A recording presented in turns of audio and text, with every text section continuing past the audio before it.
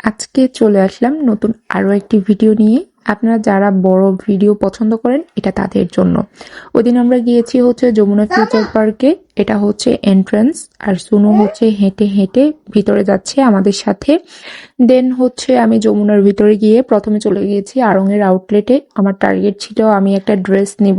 দেন হচ্ছে আড়ং-এর ভেতরে as usual অনেক বেশি ভিড় থাকে। এই ভিড়ের মধ্যে ধাক্কাধাক্কি করে এই ড্রেসটা আমার মোটামুটি পছন্দ হয়েছে।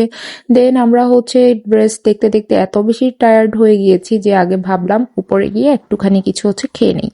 এই রেস্টুরেন্টের নামটা আমি হচ্ছে ভুলে গিয়েছি, ক্লিপটা নেওয়া ছিল, এখন আর খুঁজে পাচ্ছি না। যাই হোক, তারপর এখানে এসে অর্ডার করেছি হান্ডি বিরিয়ানি। ওদের যতগুলো আইটেম ছিল তার মধ্যে আমার কাছে মনে হয়েছে যে হান্ডি বিরিয়ানিটাই আমি এখন খাবো, এটাই আমার জন্য পারফেক্ট। তখন সন্ধ্যা 7টা কিংবা হচ্ছে 8টার মতো ছিল, বা 8:30 এরকম টাইম ছিল। দেন আমি এটা অর্ডার করেছি এবং হচ্ছে প্রায় 10 থেকে 15 মিনিট অপেক্ষা করার পরে আমার খাবার অলরেডি চলে এসেছে। তারপর যখন হচ্ছে হান্ডি থেকে আমি হচ্ছে এই খাবারটা ঢেলেছি, দেখি অ্যামাউন্ট এত পরিমাণে বেশি যে আমরা হচ্ছে 2 জন মিলেও খেতে পারছি না।